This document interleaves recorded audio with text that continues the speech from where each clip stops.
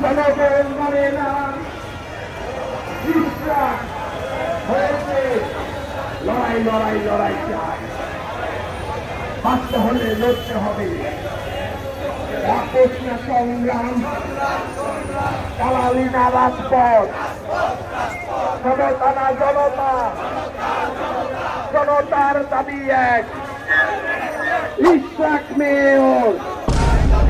জনতার দাবি এক, ইশরাক মেয়র। শপথ নিয়ে তালবাহানা, আসিফের তালবাহানা, আসিফের চাঁদাবাদী, আসিফের চাঁদাবাদী, নগরবাবুরের চাঁদাবাদী, উপদেষ্টার চাঁদাবাদী, জনগণ মানে না, উপদেষ্টার চাঁদাবাদী, জনগণের চাঁদাবাদী, জনগণ মানে না, আসিফের চাঁদাবাদী।